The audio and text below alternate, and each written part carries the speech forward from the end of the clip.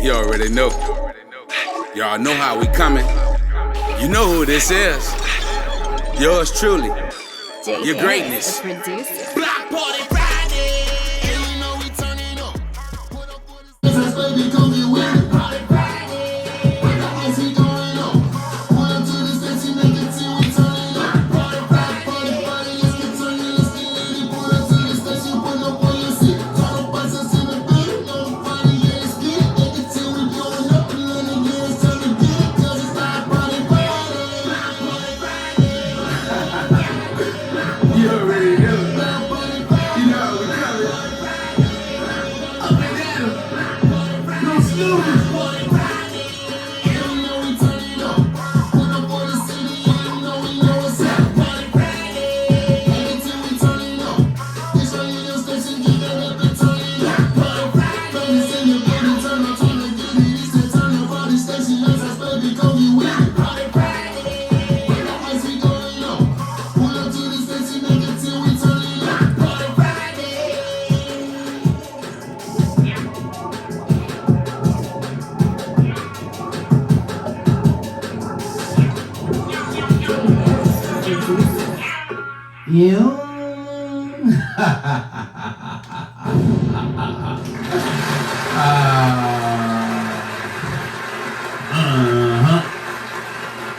Thank you again. I'm in the building, man. More than anything, man. Our Lord and Savior Jesus Christ is in the building, and everything that we do, we keep Him first, and we keep it 100, man. And we make sure that the world know it, that we not ashamed of God, and we acknowledge Him in everything that we do, because He will direct our path. So with that being said, man, we got a great show lying ahead for you guys. I came here right on time, dropped in, man, and dropped the theme song, came in and did the damn thing. You're listening to Highly Unique Radio. So everybody out there, by the sound of my voice, you already know you can catch us every Monday, every Wednesday, every Friday, 8 to 10 on Highly Unique Radio. You already know, man. I'm in here with bells on, enjoying the situation, man. Happy, and just looking forward to all the great things. Very super duper optimistic, man, when it comes to getting somewhere, being somebody, man, and just being consistent and making things happen, man, because I'm a shaker and a mover. I'm not just, and I even found out somebody I thought, man, was really strategizing, is really strategizing on so many levels, it's pathetic. Trying to think the best of people, but some kind of way, something just always gets in the way. But with that being said, man, we're going to have a great show here tonight, man. Got the Dean Lion, Sherry Dean in the building. Yo, yo. What it do, Dean? Hey. So yeah, you're on fire, man. Yeah, man, I'm focused and I like that vibe. yeah, man, me too, man. I love it, man, because I'm just looking forward to all the great things that God have in store for me. There's a lot of things going on at the same time, but guess what I'm focused on? That windows of heaven open up, man, and make a difference in my life so I can make a difference in the lives of those who love me. Amen for that. Yeah, man, so I'm just looking forward to that. And just grateful to be alive, grateful to have a dream, a vision, and seeing it, man, step by step come to pass. Yeah, that's a real timely verse. I know it is in my life, and I'm sure it is in yours too. Yeah, it is. Yeah, it is. And, a lot of times, you think about all the things you did in life that were worthless, and then you got to think about the things that you did that were great. And you have to sit on it. And I can always say, man, I used to always hear this, but now I know what it means. My good outweigh my bad. Well, I was hearing about that the other day. There's some scripture that talks about giving praise for those wonderful moments in your life, that God gave you. Right. Going along those same lines. Mm-hmm. And a lot of times I think that people, they don't understand that, and when they do, they're afraid to jump out and do something good because maybe there's a little fear involved. We kind of touched that the other night. Because my attitude, if 10% is good enough for the Lord, it's good enough for the government. That's my attitude. Right. So what our friend here the other night was saying is he was afraid. But once he made that first step, and like anything else in life, just like riding a bike. When you first learned to ride a bike, you were afraid, and you might want to fall down, and just about anything. So you've got to make that first step. But business is a little bit different. You know, I think that with business, you've got to be extremely proficient, and I think you just have to go after it, because you knock on doors and they will open.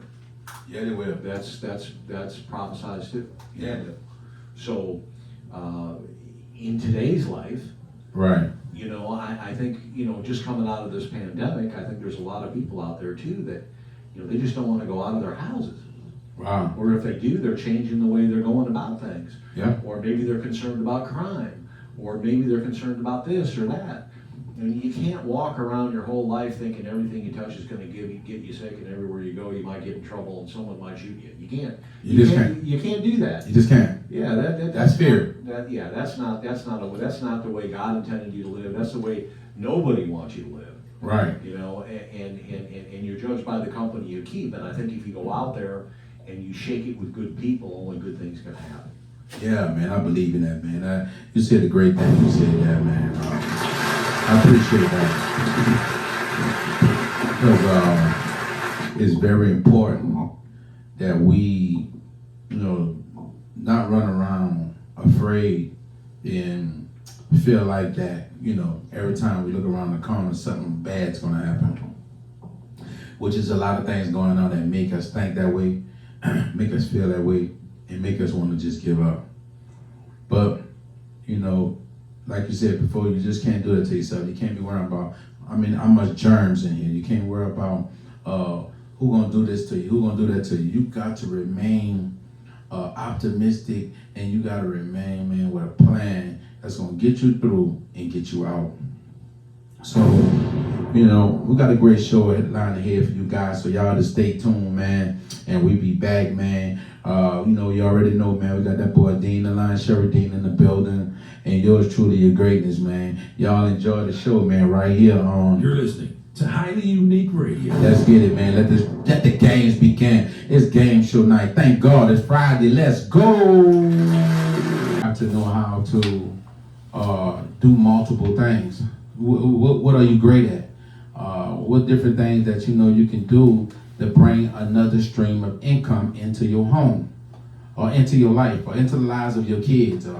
You know, because we gotta know that we are leaving an inheritance for our children. So no matter, you know, how long you are here, you know, you live forever. If you live to 100, you live forever.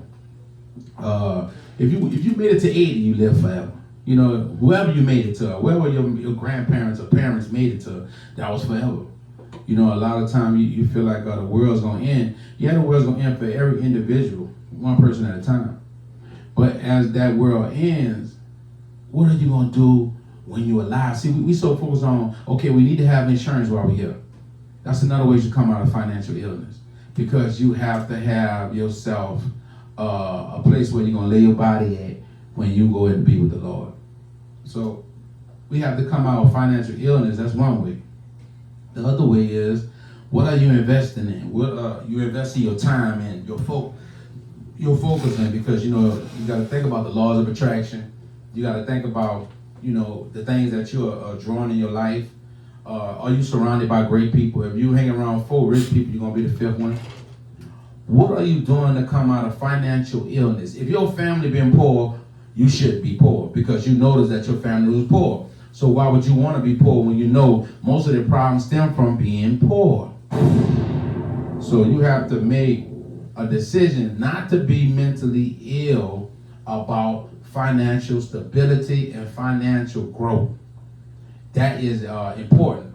With the investing, your time, your focus, your faculties, you have to know what to invest in that's going to make things better for not only you, but for your children and for your grandkids.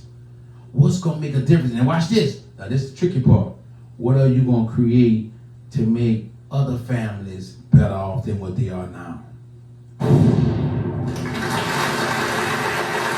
That's important. That's important. It's important that we stop thinking that the white man's the enemy, the black man's the enemy, the Mexicans the enemy, the Iranians the enemy. I had a joking fuss earlier with an Indian brother, and I noticed he was yelling because my card said insufficient funds, but I got multiple cards. I didn't know how much was on that card, but watch this. That card is not empty. He guess what? When he laid down and he swiped it wrong because they got money on that. I just left taking money off it. I know how much they got on now. So when he started fussing, the reason why I was so enthusiastic about fussing back with him because I knew I had something on that card. But they thought I didn't. So they felt like they had the right to tell me about what I have, what I don't have, because I'm black, I have food stamps. If anybody got sense, if you've been paying tax dollars and you've been working since you was 14, if you need help in any area, you need to be getting it. Because that's what you pay your taxes for. If you're paying your taxes just to pay your taxes to fix streets, you don't know what's really going on in the world. You're in financial illness. You don't understand that money is energy. Until you can get your energy right, you ain't gonna have no money. You always, money gonna run from you.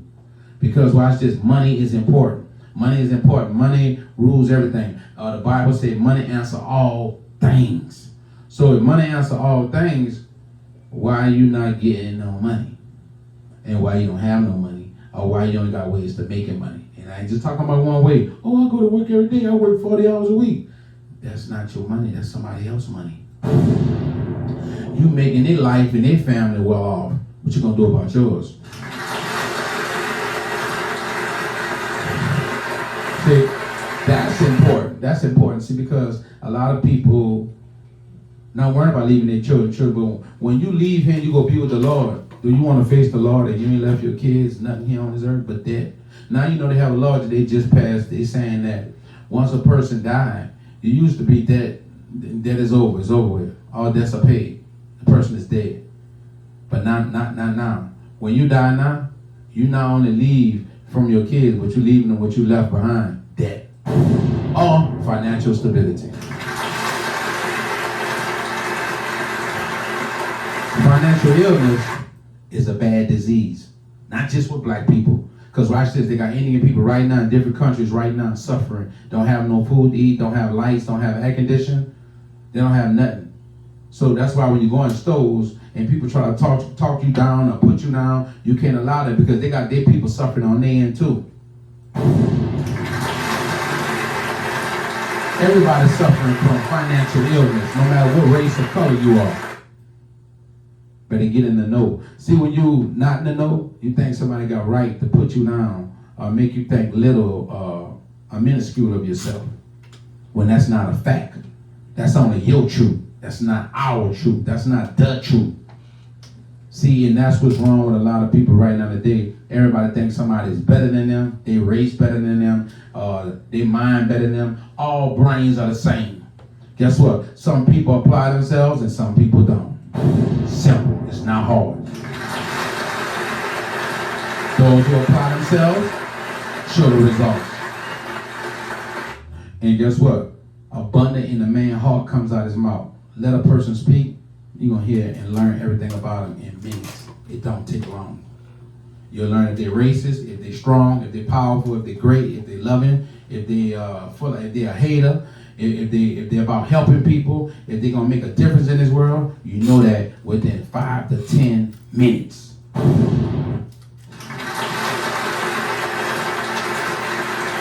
Getting to know. So we're talking about financial illness. So what my brothers, man, think about that in here tonight. And can we pinpoint some areas? Because I got my brother, man, Rahim in the building. And I got my brother, Dean and Sheriff Dean in the building. And I want them to, let's get together with this and try to figure out why are we personally and why are people that we know in financial illness. And a lot of times, guess what? Financial illness could be just this simple. Watch this. You can't even make things right for you and your kids. That's financial illness. Because watch this. Somewhere down the line, you drop the ball. Not to be hard on yourself, not to hate yourself, not to dislike yourself. But if you can't come up with a certain amount of money to make things right between just for you and your kid, you're suffering from mental, financial illness.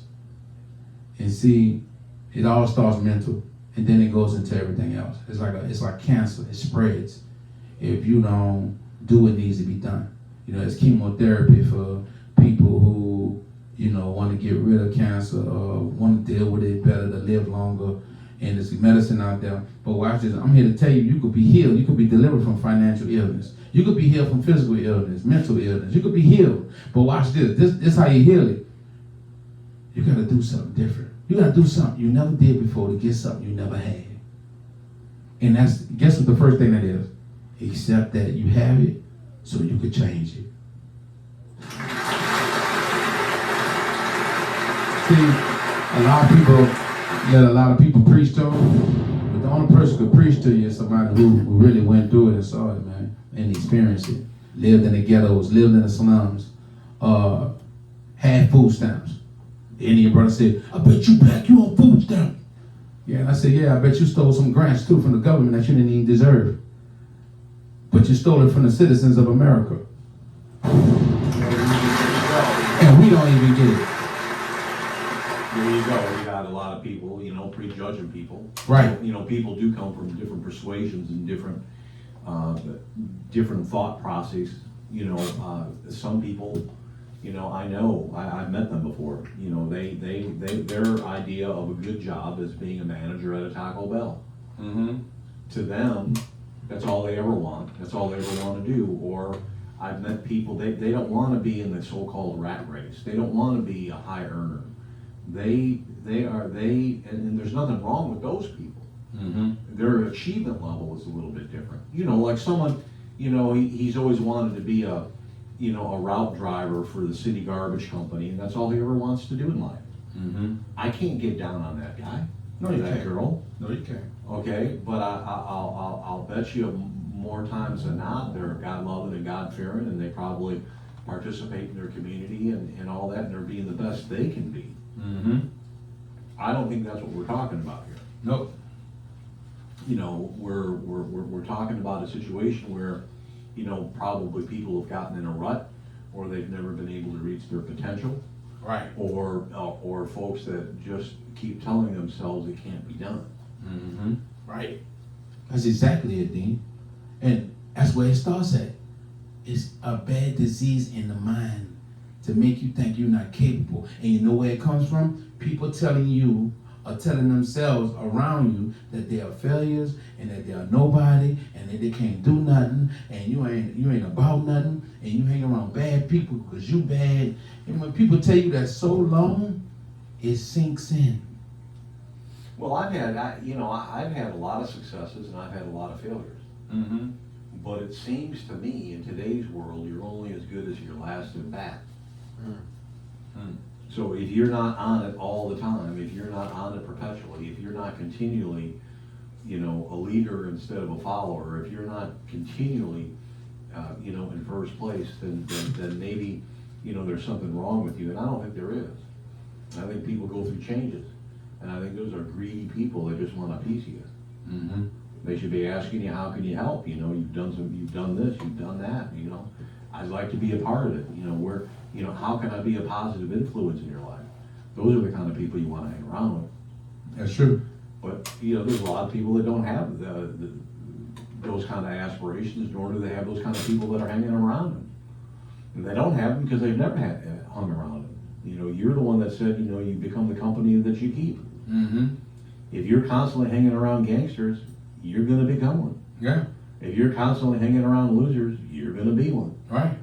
If you're constantly hanging around people, you know, that, you know, the best job they've ever had is, you know, working at minimum wage, then that's what you're going to end up doing, working for minimum wage. Right. I don't see there's any other way around it. I believe it, bro. You know, unless you have some vision in a spiritual sense. You know, there's people that go out there and they want to join a mission, or they want to go abroad and they want to work for nothing and spread the word of the Lord. But I would say after 6 months of that, or a year of that, or 2 years of that, I would think that they would want to do something else. Mm-hmm. I don't know how you can, how you could do that forever. We look at a lot of these men that are men of the cloth. They do it knowing that there's not a lot of money in it for them. And then you got the other side, where we've seen the wrong end of that. So I don't know. I mean, people have a place, but perhaps it comes from within to say, like you said, what kind of legacy do you want to leave? Mm-hmm. Maybe that's where it starts. What do you think?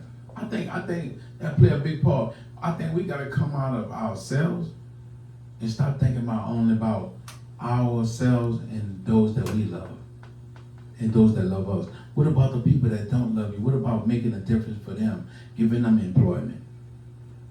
What about, okay, I wanna be somebody great to help many people as I can. Not just my family, my friends, my neighbor, but what about everybody else? And what if they don't look like me? What if they're not the same race as me? What if they're not the same sex as me? I shouldn't make a darn bit of difference. No, it shouldn't. Because they don't have nothing. It does, though. It does, though. With a lot People of are very, very prejudiced. Yeah, and I would like to call it shallow. Well, that too. Yeah, you ever saw that movie Shallow Hal? Yeah. Oh, yeah. Yeah, man, that was a great movie, bro. I always felt like I was Shallow Hal Jr. Because I always saw the good in people. Mm-hmm. But I always saw the most ugliest people as the great people. Because that's what he was going through. If you were gorgeous, he seen you for who you really were. Yeah. You know what I'm saying? You couldn't hide that from him because he just had a different eye. He didn't have the eye everybody else had. And then one day he woke up and he was like, wow, man, where old boy at, man? Because he had saw all the people with good hearts as beautiful people. But all the people who had bad hearts, he saw them as ugly people. And one day he woke up and realized it was the opposite. People that was the most beautiful was the most low down. And you find yourself like that, man. Some of the richest people in the world, man, are really evil and wicked. But now all of them. We have to stop thinking people even like Elon Musk. Do we know him as a person? Not really. I bet Rick Ross could tell you more about him. I bet you could tell me more about him if you strive for something greater and get there and don't give up. People appreciate him for his mind. Yeah, but he hang with Rick Ross. Rick Ross one time was in a position where he had nothing. But now he got everything. You know what I'm saying? Because he strived for greatness. And now he hang with people like Elon Musk. People like Elon Musk don't just go around hanging with anybody. They can't. No, they can't. Because you know why? Poverty is a sickness. And guess what? It's contagious. Poverty is a mindset. Yeah, and it's contagious. But so, tell us what you think, brother, about financial illness.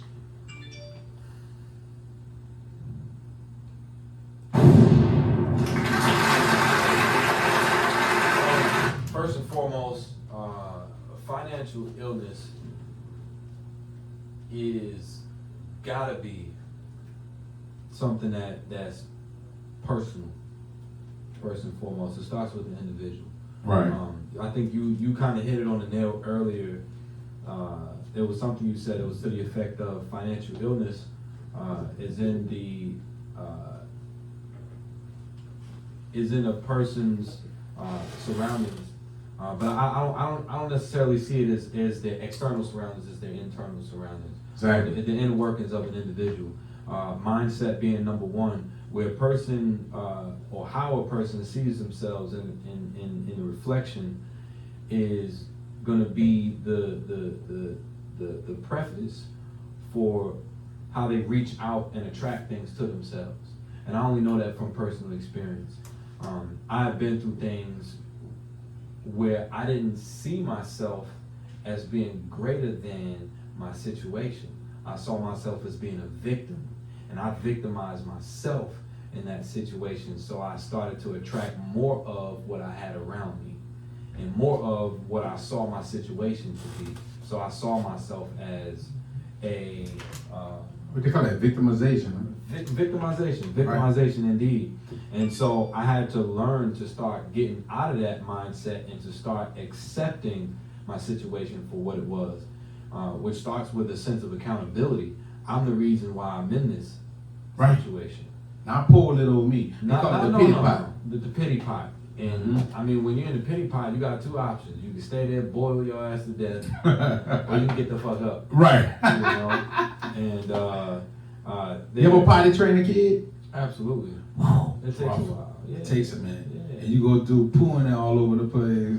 Don't want to sit there for long. And I find myself sitting on the toilet, don't want to get up and having a great time. Just in thought. Just in thought. I like that visual. Yeah. Thank you. I appreciate it. Why not? Yeah. But go ahead, brother. But also too, man, money comes from one being able to see their own potential and act upon it, and being able to monetize it takes a certain skill. All right.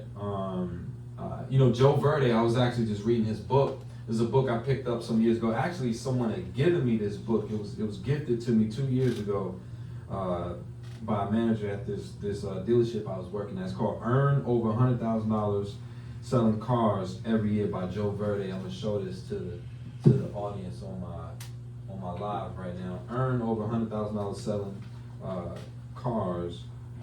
So I mentioned skills. Right. I mentioned skills. Because one would have to see their own skill set in order to act upon it, right? To some capacity, they have to see it. You don't have to see it in depth, because there's some people that just act upon it and don't even know that they have the skill, which we may translate as a talent, because, you know, for it to be a skill, it have to be something that you actually have to work at. Wow, that's dope. I never saw it that way. Skills and talents are totally different. Well, I think that usually applies more to the younger generation. I think when you get to a certain age, you kind of know what you're good at, Sure. right? Yep. So you got You that, should. you got that natural talent. Let's say you're 18 through 26. Right. You don't really know it's a talent, but soon endeavors in life endear you towards that industry or those things, and you start making money doing them, whether you're passionate for it or not. Right.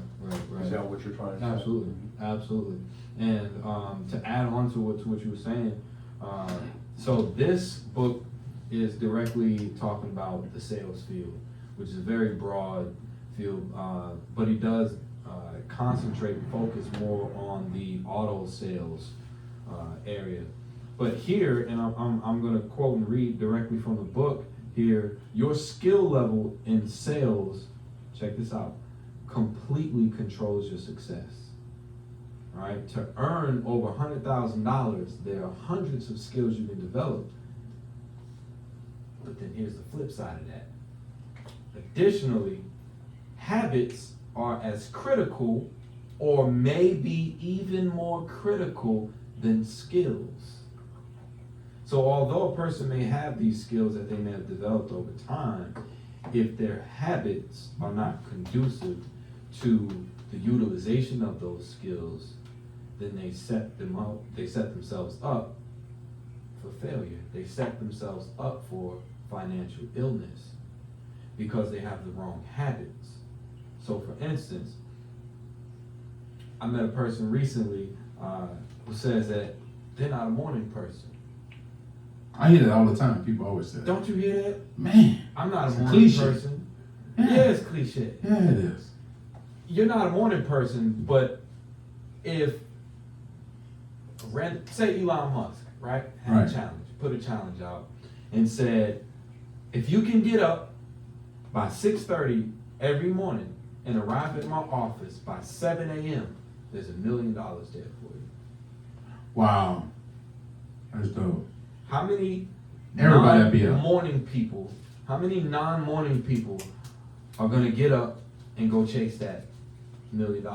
Every one of them. Immediately.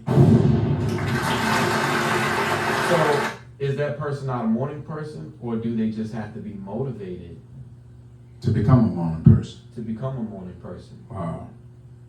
Thought provoking.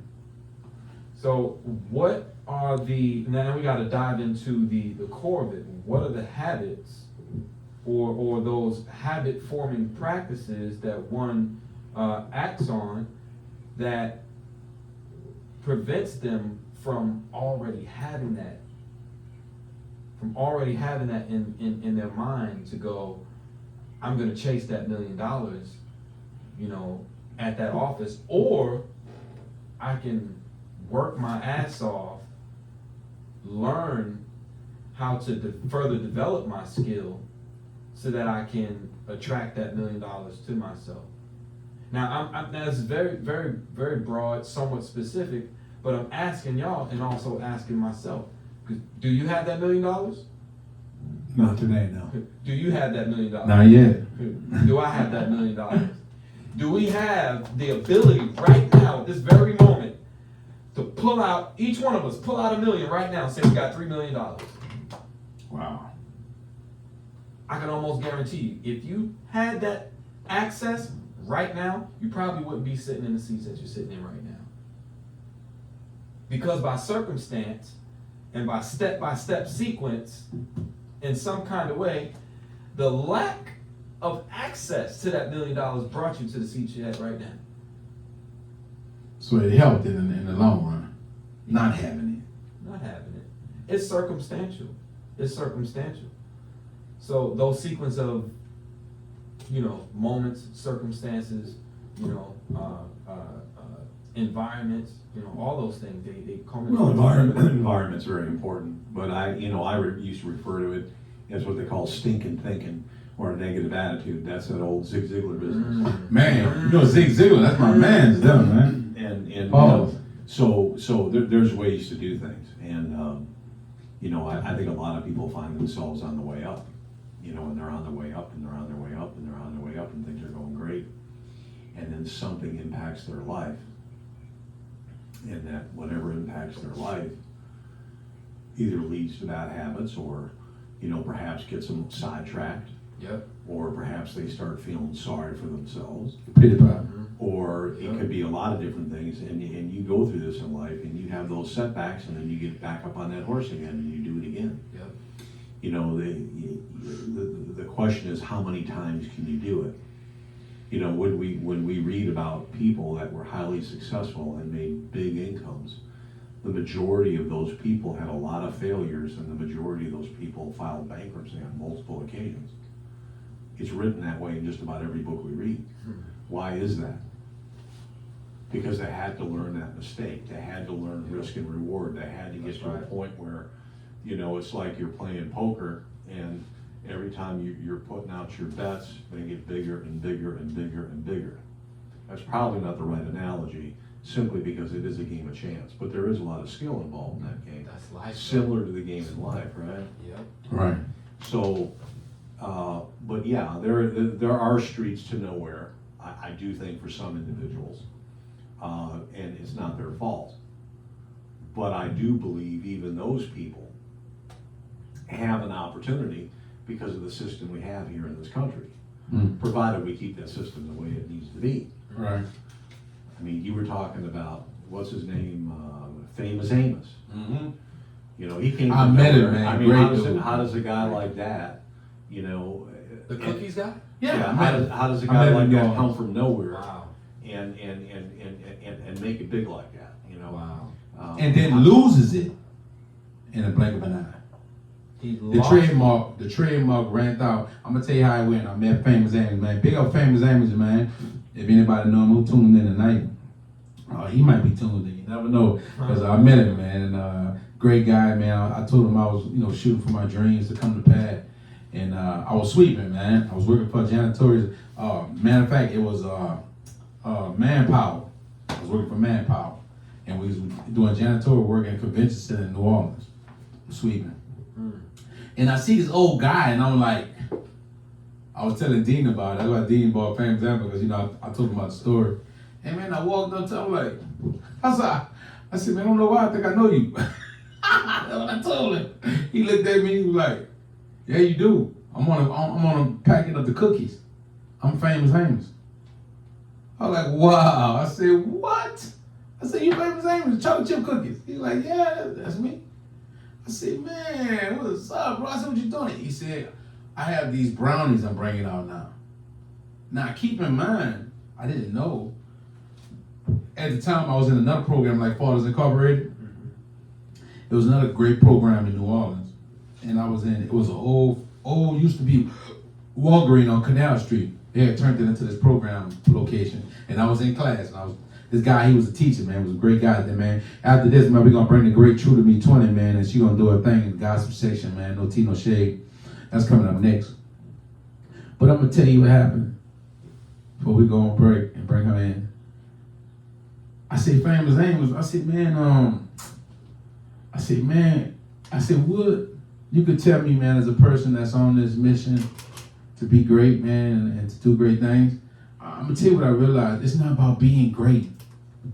See, it's not even about being rich. It's not even about possessing that first $1 million. Like my brother was saying, it's really about knowing that you already possess it. You already have it. You're already great. You're not becoming great. You're already there. See, you just getting in position to receive what God already allowed for you to have. He created you to make this happen. So you know what he told me? He said, no matter what, stay positive. And then he turned around and gave me his back, and it was on back of his vest. Stay positive. And then he showed me his home. He went on the cell phone and showed me. He said, man, you know I'm from Waikiki. He said, whenever you in Waikiki, man, come look me up. I said, man, I'm going to do that, man. Because I plan on going to Hawaii, man. I plan on, it's one of the, even though the homeless rate is high in Hawaii, because I learned because it's a beautiful place. Everybody wants to sleep on the streets. It's crazy, man, how it's like that, man. But that's what they say, man. You know? I don't want to never sleep on the streets. I'm sorry. I don't care how beautiful it is. That preparation aspect you spoke of is big. That, you know, because I read a lot of stories. These people, they win the lottery, and they win millions of dollars, and it ruins their lives. Yeah, a lot. Because they're not prepared to handle it. Financial illness. Mm-hmm. So watch this. After this, we're going to bring True to Me 20, and I'm going to tell you what I realized. When I was talking to him, he never said one thing. When I got back to the program I said I was in at Walgreens, I told my teacher, I just met Famous Amos, man. Because I had to go over there and get some stuff from over there by him, and then I think it was a bus token. He was giving me a bus token that lasts a month for me to go to work. And man, I was going to get it. And I said, man, I just met Famous Amos. I was just working. I was going. He said, you did? He said, I bet he didn't tell you he lost it. He lost those cookies. I was like, what? I said, yeah, he told me he had some brownies he was pushing. And all I seen was a white guy and a black girl. Both the black girl had a dress suit outfit on, and the white guy had a white suit. A white guy, he had a suit on, and the black girl had a dress suit on. They were business people, and they were standing on each side of him. He was sitting in the chair, because you know he's an older gentleman. Mm-hmm. And I was like, and I seen the brownies, Famous Amos brownies, and my teacher told me when I went back to the program after I left from work, I had to get off at 3, left, shot over there. I said, man, I just met Famous Amos, man. He said, I bet he didn't tell you he lost those cookies. I said, no, he didn't. He said, let me show you something. He showed it to me in the newspaper. Famous Amos' trademark had ran out, and somebody took the cookies right from underneath them. He lost his legacy in a blink of an eye. Now, do you think that was financial illness, or was that financial ignorance? I think that was business ignorance. Because in order for you to be an entrepreneur and be very corporate, you have to learn the business side of everything. But a lot of times, I like what you said earlier, a lot of people have to learn as they go through. I'm one of those people, so it's strange you said that. I go through and learn as I do it. I don't learn from afar. I learn in the process of it. Because I feel like I'm a shaker and a mover, right? I need to be in the midst of it. It happens. But watch this. A lot of people think failure is the end. Failure is the beginning. See, because it's all perception. See, another thing about financial illness, as we break off, man, and go to break and bring True to Me 20 in, no tea, no shade, we have to know one thing. It's ups and downs in everything. It doesn't mean it's the end. It doesn't mean it's over. It doesn't mean you can't come back and do it again. That's what Famous Amos was showing us. He doesn't have financial illness. You know why? He had business illness. But he learned from that illness and healed himself and started all over and begin again. So you got to give him his props.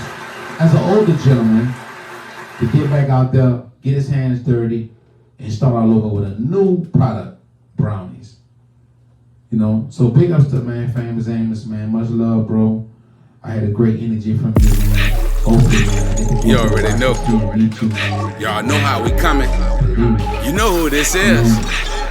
You Yours know, I truly. just have to say it. Your greatness. Block party Friday, and you know we turning up. Put up for the city, and you know we know it's up. Party Friday, every time we turning up. This right here your station, get that up and turn it up. Party Friday, greatest in the building, turn up, time to get it. It's that turn up party station, nice house baby, come